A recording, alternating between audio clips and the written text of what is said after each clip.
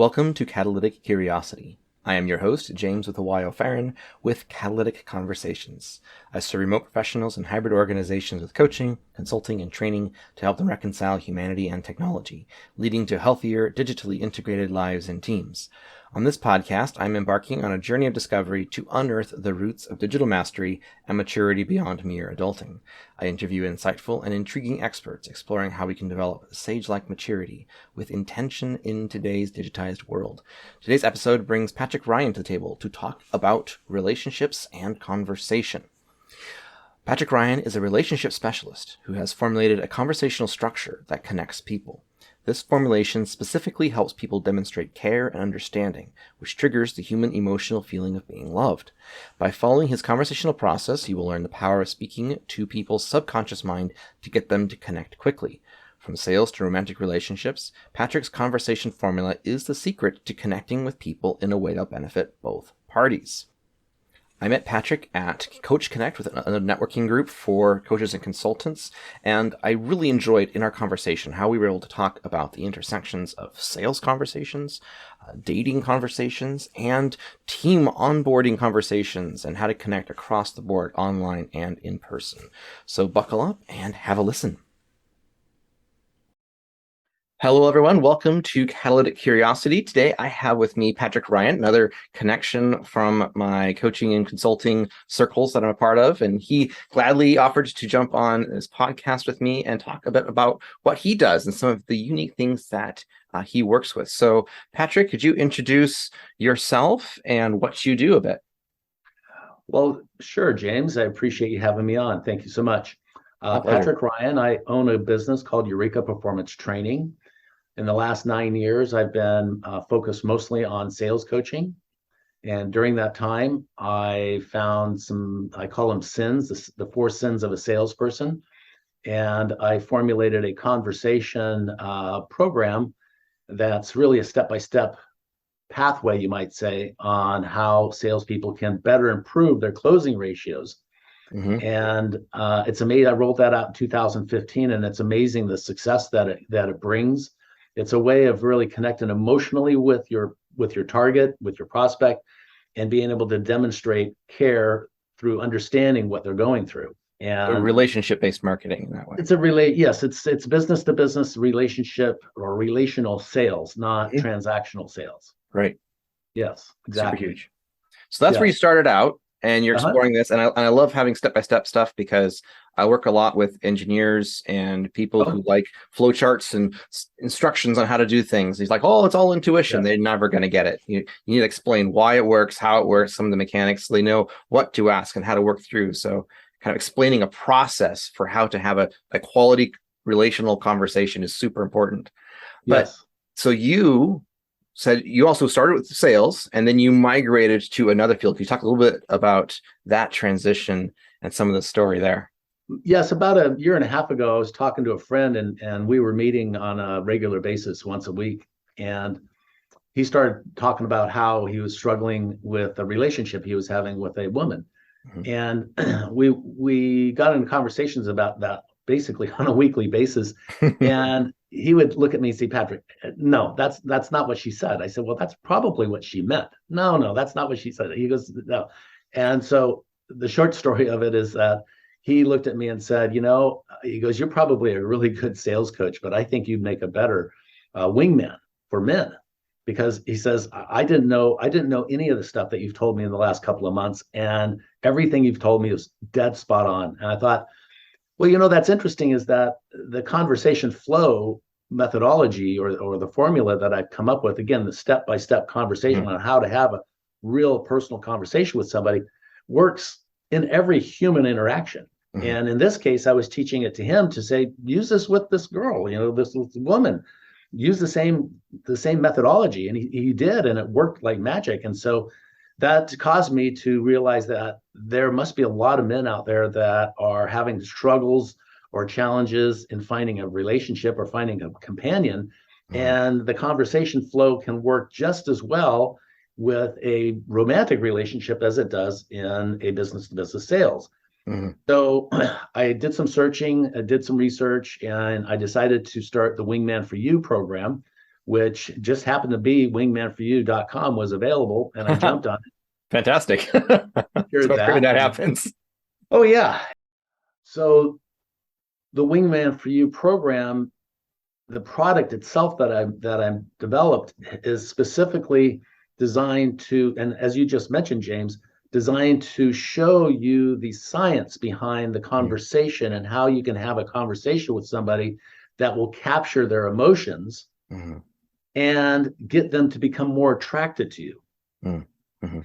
And it's one of the things most interesting that I read out of Psychology Today, Jaymes, was an article about how the feeling of being understood might just be as powerful, if not more powerful, than the feeling of being loved. There's a deep connection between those, really. Oh yeah. That just right now actually just brings to mind in Hebrew, in biblical studies and whatnot, it uses the word to know euphemistically for intercourse, even. Okay. Right.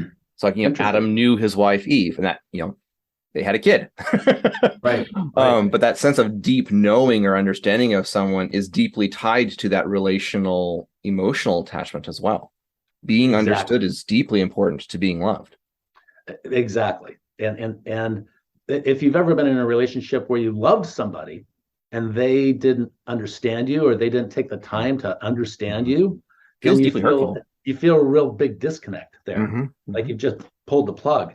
Yeah. So what I didn't know years ago is that the conversation flow provides or demonstrates a care and understanding. What I didn't know is that understanding was that powerful until about a year and a half ago when I read that article. I'm like, wow, I rolled this out, 6 years ago, and here it is. This is the reason why it works so well. So in my program, I'm going to have a series of videos that will explain the whole program. So that way, the gentleman that I'll be coaching doesn't have to sit and spend time and money on just conversation and learning it. They'll be able to learn it through a series of videos that they can watch at their own time. And fantastic. And beyond that, that's when I'll give them the one-on-one coaching. But that'll come after they've filled out a survey, they've asked some questions, and I really understand more about where they're stuck, you might say. More effective that way. Yeah, that way I can make the one-on-one coaching, or mentoring, I guess I should say, just snap for them, just click, and then they can be off and running for the rest of their lives and in search of the women of their dreams. Fantastic. So tell me about some of the, let's start actually uncovering a little bit more of how does this conversational flow work, and all the different ways that you've seen how it impacts people's lives. Well, first of all, it works. Let's go back to sales, because sales is the best example. And everything is sales. Yeah, and everything is sales. When you're approaching a woman or dating in a relationship or wanting to be in a relationship, you're trying to sell yourself. And so one of the first things I want to say about that, guys, stop talking about yourselves. If you're in sales, stop talking about your product. And when you're talking about yourself, you're talking about your product. Stop. You mentioned that Pew Research article. Yes. Share the stats on that. So the Pew Research did some research on dating here in America. And they found that 57% of the men that were on online dating, by the way, just online dating, that 57% of the men were frustrated because they weren't getting any responses from women. And then somewhere around 35 or 37% of the women were very frustrated because they were getting overwhelmed with the number of men that were just reaching out to them. And while this is true, the one thing that I would tell you men that, again, are the 57% that are frustrated because they're not getting any responses from women, is that you got to stick out. You got to stand up. Right. You got to stick out like a flower growing in the middle of a beautiful lawn. And that, hey, who is this person? Because I can tell you the women are really interested in finding you specifically, but they can't weed through all the noise. And a lot of these men, guys, are talking about themselves when they reach out to them. What you want to do is reach out with something very small, something very little. Like, for instance, gosh, I see that you have a dog. I love dogs. What's your dog's name? How old is your dog? Things like that. Why do you like dogs so much? So that way it's something specifically about her profile and it's about her personal life, and you'll get responses. If you go in and say, "Oh, you're so beautiful," if she's beautiful, she's heard it a million times. And she doesn't want to hear it again. Because when men approach women and talk to them about how beautiful they are, the women think one thing and one thing only: you want to sleep with me. Yeah. That's all they hear. Yep. So stop talking about that. Stop talking about yourselves. Ask a very simple question. So back to sales. Yes. Sales, when I sit down, and Jaymes, if you're my prospect, I'm going to first say, "Jaymes, thanks for having a meeting with me. This should take about 15 minutes. The purpose of this meeting is really just discovery. I'm going to learn more about you. You're going to learn about me, and you're going to learn about our products, and I'm going to learn a little bit about your business. With that, is it okay if I ask you a few questions?" And what I'm doing is I'm cracking open your subconscious mind, which is the very, very powerful portion of your mind. And that's where your emotions are housed. And I'm cracking it open by you answering the question that I ask. Is it okay if I ask you a few questions? You say, "Sure," or "Yes," or "Please." And so when the subconscious mind says that, it cracks open, because the subconscious mind has a couple of interesting natures. One is it wants to protect you. So it's got that, we ever talk about the brick wall between the salesperson and the prospect. That's the protective nature of the subconscious mind. The subconscious mind, just like us men who want to talk about ourselves in relationships, the subconscious mind also wants to share. It desperately wants people to know who I am and to understand me, because I'll feel loved if I'm understood. However, I'm not going to share, and you're not going to share. Nobody's subconscious mind is just going to crack wide open and share everything and get vulnerable with somebody that they don't trust. Right.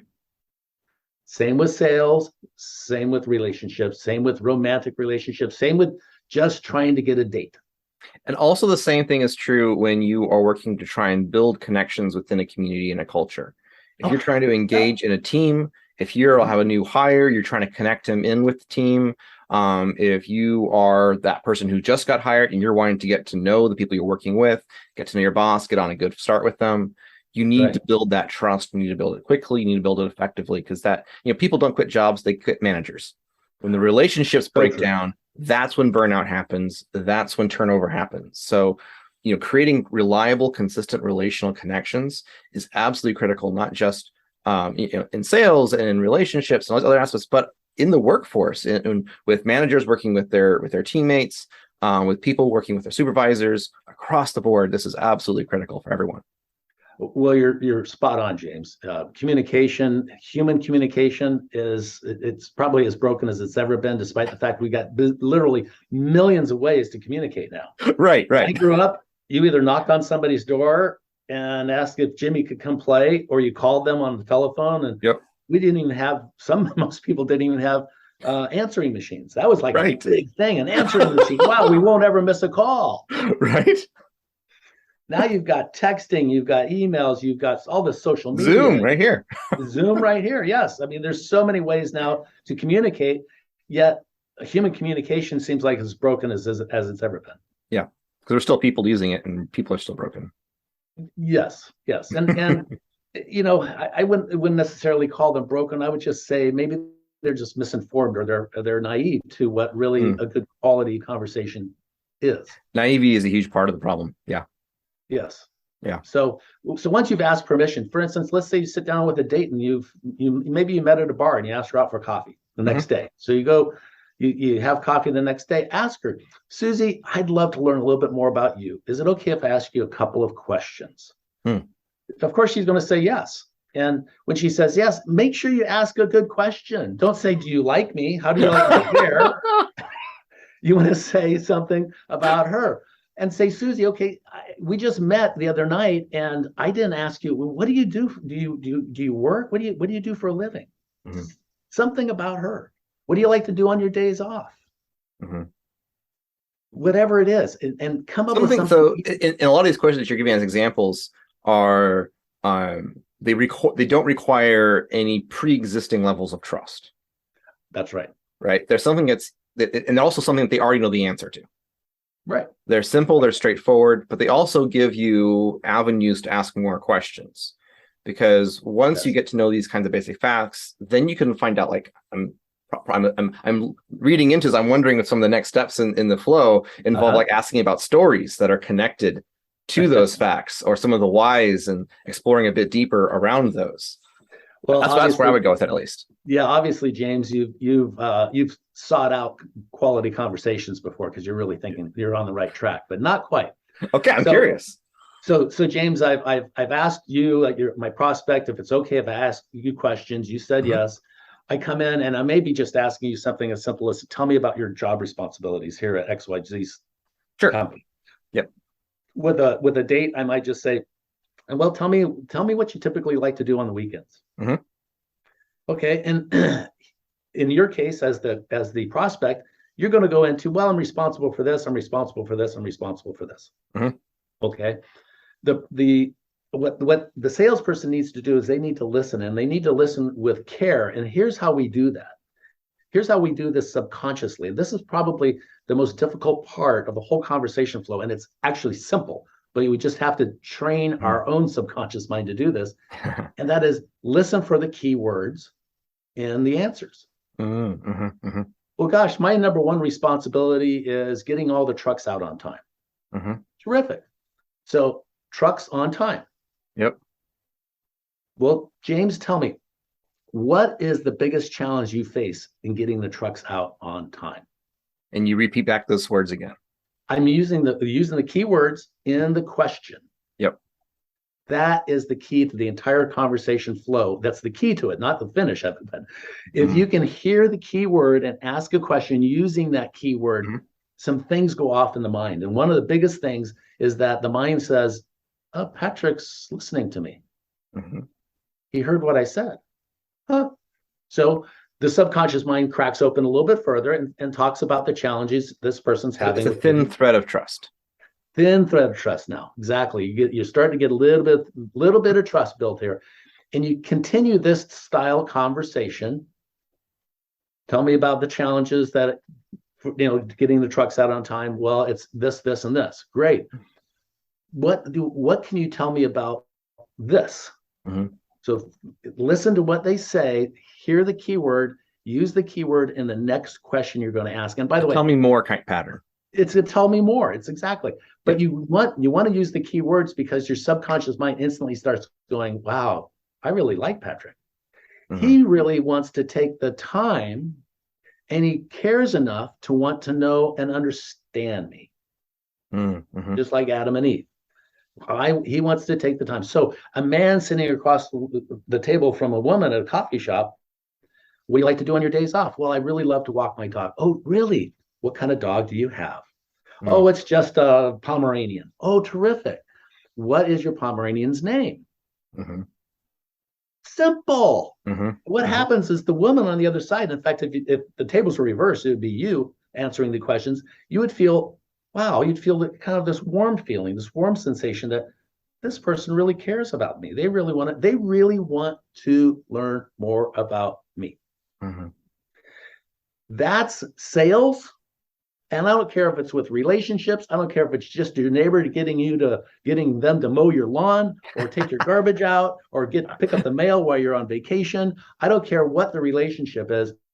But if we can just listen to the keywords and ask clarifying questions based on those keywords, you're going to find where that relationship will go, and where that conversation will go will be to a place that you both become very entangled in a emotional relationship. Yeah. So Fantastic. yes, it works for every type of conversation that you engage with, whether it's kids and parents, whether it's siblings, whether it's neighbors at work. It works magically. In fact, Mhm. I just had a client tell me this specifically. He used the conversation flow to get to know one of his people better, and he says it was magical.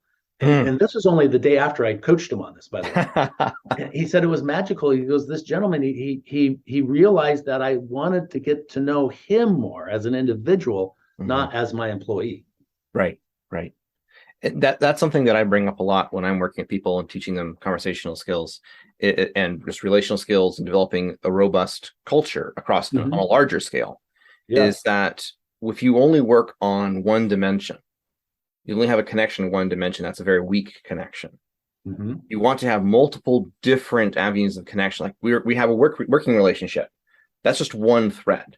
That's inadequate for building authentic trust and authentic relationship. You need to get to know more angles to people, more of a holistic approach. And this is something that I believe is absolutely paramount, particularly online, because when you're online, we have less sensory engagement with each other. Like we're only seeing each other audio or through text or through visual. We don't have the same full sensory aspect of being in the same physical location, eating together, these kinds of things that we've used for millennia to connect in a fully dimensioned way. We need to connect on multiple emotional dimensions to make up for that. Kind of overcompensate in a way. And so getting to know, what are you doing on your weekends? What kind of games do you play? What books do you read? Tell me about your dogs, your pets, your cats, your family. Getting to know people on all these other dimensions is critical for building that trust that opens the door for reliable, effective communication, removing all the miscommunications that cause all kinds of problems, like burnout, but also just terrible issues with having people actually do what you want them to do. That's exactly it. That's exactly it. You're hitting the nail on the head, James. The conversation and the demonstration of caring through the conversation, the sensory perception that goes down dramatically when on like a video conference. I'm looking at you on a 2-dimensional scale on a flat board. I'm not looking at you 3-dimensional. And while it doesn't seem like it's a lot, it's huge. It absolutely is. I can't see your body language. I don't know what your hands are doing, whether you're being fidgety or whether you're typing on a computer and not even listening. You can't tell for the most part. And so I love the way that you say you've got to connect from many different angles. As an example, let's go back to the man sitting there talking to the woman. And he asked her, what do you like to do on your weekends? Well, if she says, well, I love to visit my mother. And he says, his clarifying question is way out of line, where he goes in and says, oh, great. Well, tell me a little bit about how your mother raised you. She's not ready to do that. That's a bit far. That's a bit of an extra step. Exactly. Let's take our time here a little bit and say, okay, oh gosh, you look after your mother. That's terrific. Where does she live? Right. What do you do for her? What do you do for her? How old is she? Things like that. And again, what do you do together? What do you do together? I looked after my father for 15 years, and it was interesting to get to know him so much better his last 15 years compared to the first 15 years. Total difference. Yeah. But that's just exactly what you're saying. You get to know him from many different angles, and you start doing that, and now you feel that warm feeling, that emotional feeling that you're really connected. I love it. So one of the things that I can imagine, and I've heard people be concerned about, to me, is like going back to the original challenge that people typically have. The one most annoying thing that women struggle with when they're dealing with men is, they talk too much. And the same thing with sales. So they're always talking about their sales. They never listen. That's right. The challenge, of course, we have that instinct. I want to talk about myself. I want to talk about my product. And if I'm only ever asking about them, when will I ever get to talk about myself? When will I ever get to talk about my product? How does that shift happen? How does that work in the natural flow of the conversation? I'd love to hear your thoughts on this. I hear this objection all the time. Well, in my sales business, I tell salespeople, stop talking about your products. Just stop. Yep. Just stop. I've got some salespeople who will get their second meeting because they have a long sales cycle. So that's usually 2 or 3 or 4 meetings. Yeah. Well, the second meeting they go in and the prospect says, now, James, what do you guys do? Right? This is what happens. Why did I agree to a second meeting? And it's because of the conversation that took place in the first meeting. Yes. See, this is my own experience all the time. And this is what I tell people as well. I love hearing that happens with you as well, because like I do relationship-based marketing. I have a longer sales cycle as well. I'll be talking to people and I'll get to know them, and just getting to know them really deeply. And then we'll have multiple meetings. And then like sometimes it'll be like second or third meeting. And they're like, so what do you do? Yes. I'm like, oh, right. I mean, I'll share it. I'll share a little bit about it. They get interested in me in return. And then I turn it back and ask them about if they've had the same struggles that I'm bringing up that other people might have. And I keep turning it back around. And the more you turn it back around, the more they reciprocate. That's my It's experience. because you're demonstrating care and understanding by asking questions that are pertinent and specific to them. Hmm. If you trail off of that, then and you get into some other question line of questioning that's not emotionally attached. Hmm. It's more like, how much are you spending on this? How much Hmm. production is going on? Are you missing production? Those are things that goes back to the logical and critical side of sales, which they do mean something, but Hmm. that's in the end. If you're having to lower your price to do business with somebody Yep. in order to meet somebody else's price, then you haven't built the relationship. Right. Right. And when you get to a point where the conversation does get more vulnerable and the person is more open and that person's doing most of the talking and you're asking the questions, then that person starts feeling that, wow, Jaymes, you're a great conversationalist, Right. despite the fact Jaymes only asked a few questions. Yep. That's what the subconscious mind is. And so, getting back to what you were saying about men talking Hmm. on dating sites, or in not just dating sites, but when they meet a woman Hmm. and they just talk about themselves, men have this idea in their head, and I don't know where it came from. And by the way, it's in my head, Hmm. is that we think that things will impress women. Well, I've got this big house. I got a big Hmm. boat. I just bought a big truck. I've got 5,000 bicycles. I own 15 rental properties. While those things are all great and they do represent security to a woman that you've got money or income or a career, that's Hmm. terrific. But she does care less about what kind of car you drive. Hmm. Now, there are some women that will do nothing but date men who are wealthy. I get that. That's not the kind of guy that not only I am, but I don't expect my Hmm. clients to have, to demonstrate their wealth Hmm. as part of a strategy on landing a woman. In Right. fact, interesting that I kind of go down that road. I met a guy, he owned 35 fast food restaurants and he was online dating and he met one of the women at one of the restaurants Hmm. and they eventually got married, by the way. Oh. But he did not tell her that he owned the restaurant. He just said I manage this restaurant. He said that he was a burger flipping manager. And he eventually landed this woman and she said that she would marry him. And he said he didn't tell her what he had. By the way, he had like a $8 million house up on Lake Tahoe and I mean all kinds of Mhm. wealth, but he never revealed that to her until she agreed to marry him. Wow. That long. Yes, yes. He wanted to make sure that whoever he dated didn't want him for his What is wealth. mine? Yeah. Yes. Yeah. It makes it So challenging sometimes. that could be really challenging. How do you hide that? How Yeah. do you hide that? That would be hard to hide because today's, there's so much information online also that tells Yeah. people who you are and what you do. True. True. Really challenging.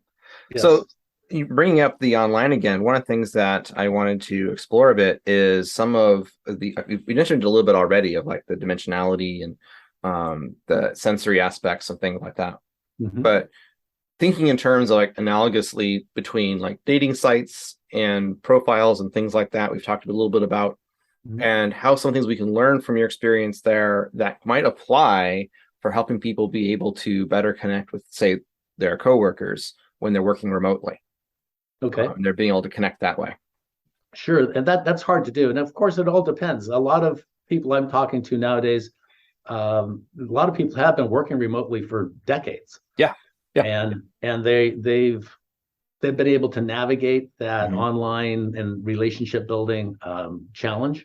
Hmm. Trial and However, error for many years. there's a lot of people that are well, I shouldn't say just getting started. Basically, have had now 2.5 years Hmm. experience into this that is just not working for them. And And they're quite still frankly, struggling. Yeah. It's all yeah, over it the board. doesn't work for me that well either. But if you get and again, going back to what you said earlier, if you get into the opportunities of asking people questions, listening to keywords, and staying on the topic that their subconscious mind takes you down, it becomes very easy to build that relationship. Yeah. It's not as easy as it would be if you were in person. There's no doubt about that. Fair.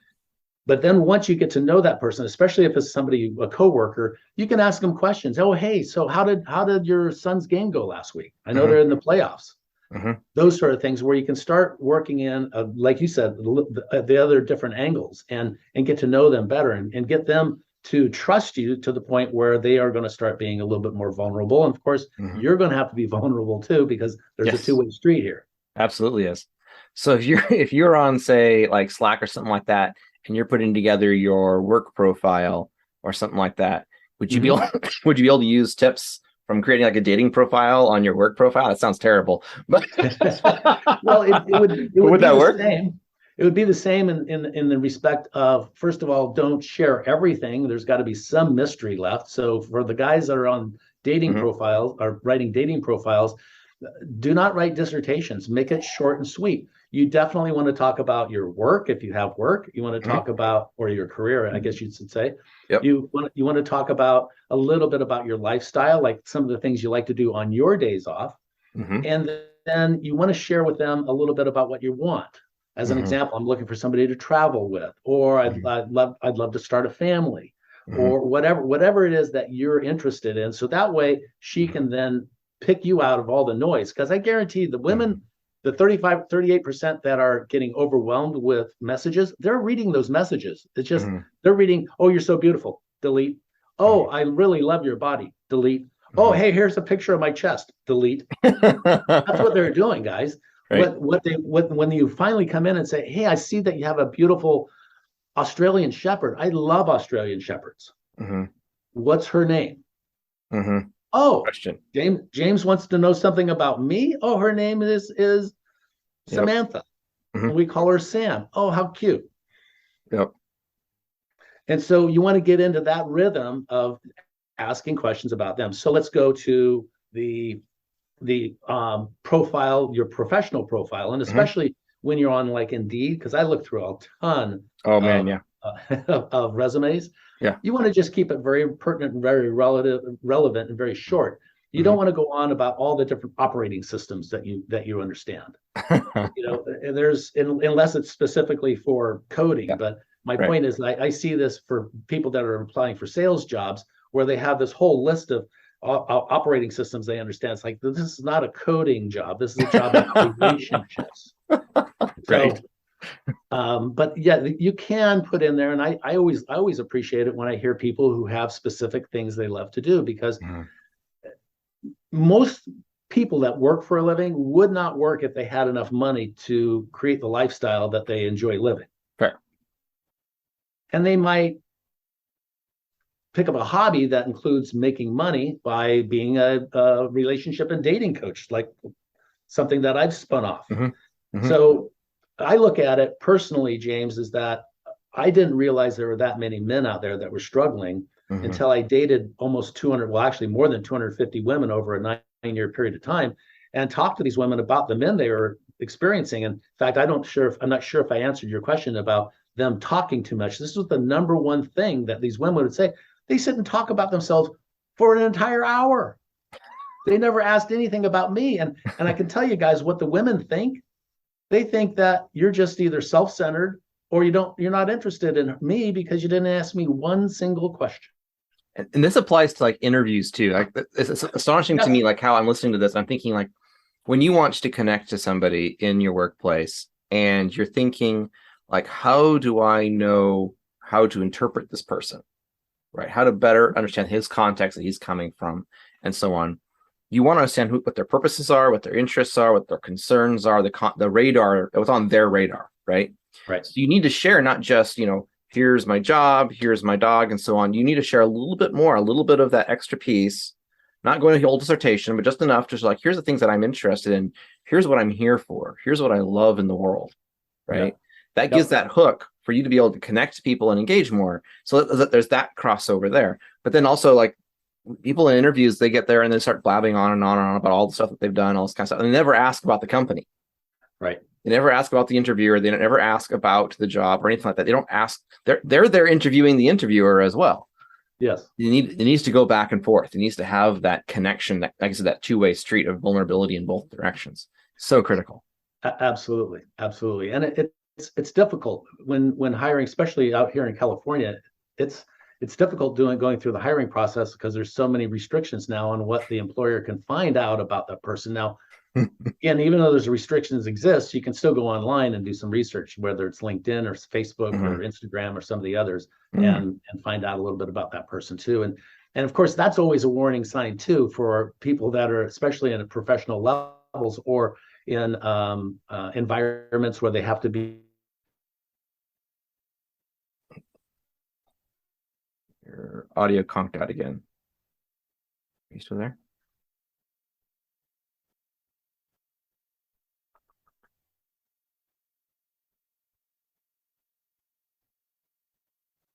Oop, you back again now?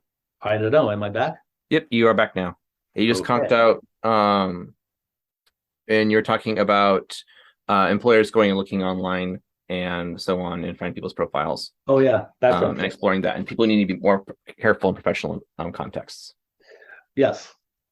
So yeah, employees or people that are looking for jobs need to be more careful about their social media posts, because that can reveal things that could have a negative effect on them in getting a job, especially if it's a job that's going to need some level of security, like something that's going to do some deep background checks, government jobs, city jobs, things like that. So we have to be cognitive of who we are out in the, let's call it the real world, but actually in the social exempt or the social sphere. It's a fairy tale world, right? Yeah. Because most people that post on Facebook post how great their lives are. And if their lives were really that great, then they probably wouldn't be posting on Facebook. They'd be out enjoying it. Very true. Just a guess. Just a guess. Yeah. All right. So one thing that I would love to kind of wrap up with, in a sense, or start towards wrapping up. Okay. You noted that you have 3 keys to build a new relationship. So I kind of summarize and lay it out in a nice bulleted fashion in that way. What would be the 3 keys to build a new relationship? Well, if you're building a new relationship, you need to be inquisitive. You need to be curious about the person. Yep. Now, mind you, I really don't get the men that just sit and talk, because aren't you really interested in at least learning a little bit about her if you want even a second date? So I think the very number one key is to really be inquisitive and ask good questions about the person. 100%. Now, mind you, if you're the type of guy that is shy or you even get anxious about talking to women, take a deep breath and ask something as simple as, tell me about your work. And let her tell you about your work, about her work. Pick up on one thing about what she says, and then when she's done talking about her work, ask her a clarifying question with one of those topics that she mentions in her work. Yeah. It's actually not that hard for introverts. It's not that hard. It really isn't. The challenge is the weight off you. I believe the challenge is that they don't do it very often. So if you don't do it very often, you're not going to get used to doing it. Yeah. It's like, if you rode a bike when you were a kid and you haven't ridden a bike in 20 years, it's not going to be as easy, but you're still going to remember how to do it. You're not going to just fall over. So the first one is good, solid questions. And the second thing is listening. You must listen, guys. When she says or talks about her work, if you ask her that question, make sure you hear what she says. Make sure you're learning what it's like for her to go to work.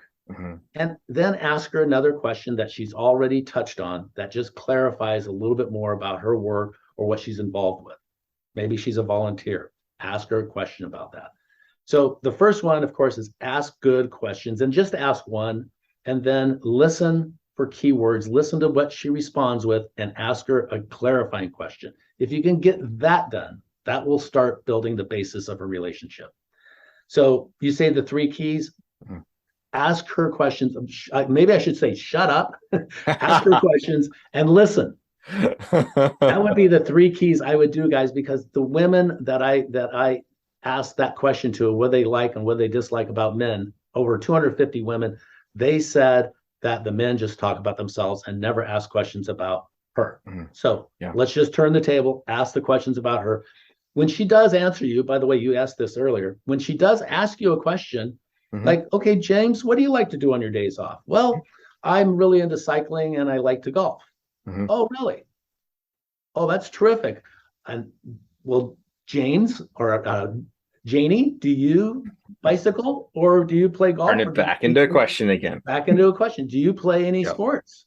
Yep. You like to walk your dog. That's terrific. I like to go for a walk every morning. Oh, great. Do you walk every morning? Yes, I do. Now she's starting imagining what it's like to being with you. Mm-hmm. Mm-hmm. You're linking both halves of the conversation together actively. Yes, Yeah, exactly. absolutely. And Absolutely. but you gotta be listening, guys. It's probably the number one key is listen.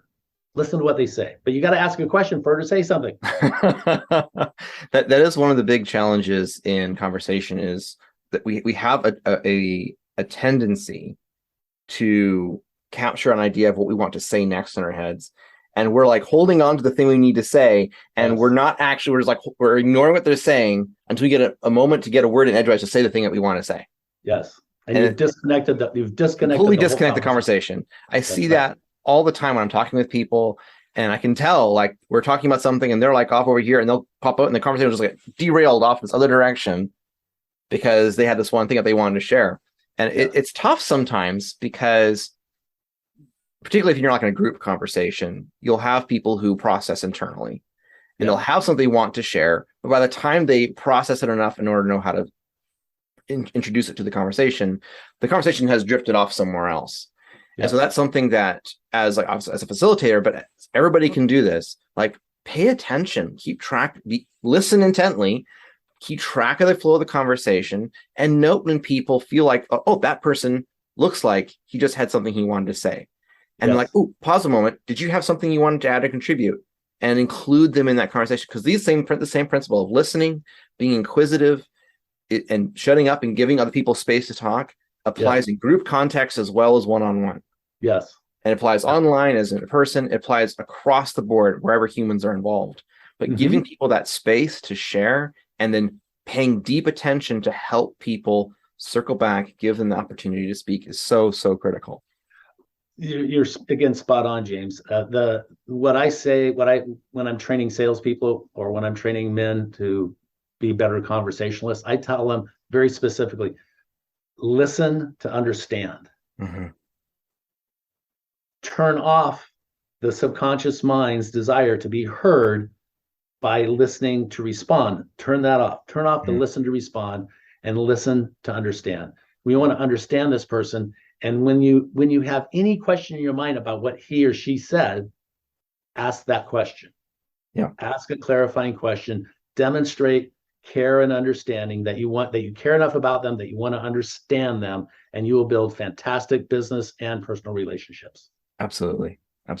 Be willing to show the vulnerability that you don't know everything.